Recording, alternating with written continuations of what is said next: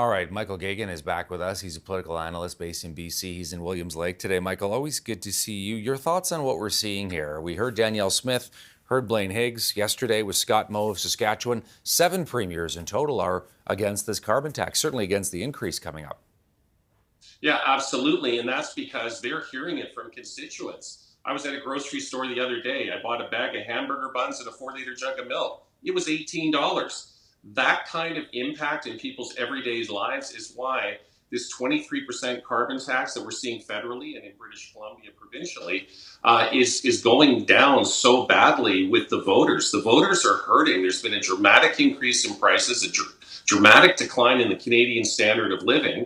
And voters are angry, and rightfully so. The other issue is that in terms of these carbon taxes, and I'm actually in Chilliwack today, you go down the highway, there is no fossil fuel alternative to getting to Chilliwack other than if you happen to own an electric vehicle. So it's one thing to impose taxes, but when you're increasing them all out of context with Canadians' ability to pay, and furthermore, in a lot of situations, there is no alternative. That just leads to anger and frustration. And the other thing I think needs to be noted is that when countries go from burning coal to burning LNG, they reduce greenhouse gas emissions by 30%. So in fact, promoting the sale of LNG internationally is something that Canada can do to help reduce greenhouse gas emissions. Michael, it certainly doesn't seem like Justin Trudeau is planning to back down, though, on the carbon tax. On the contrary, doubling down.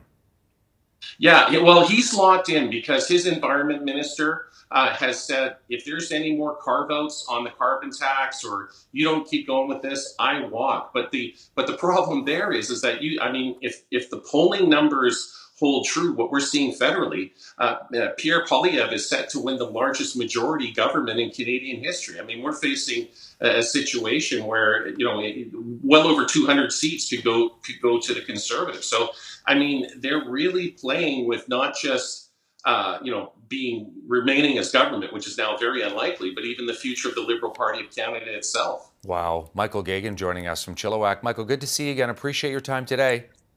Great to be here. Thank you.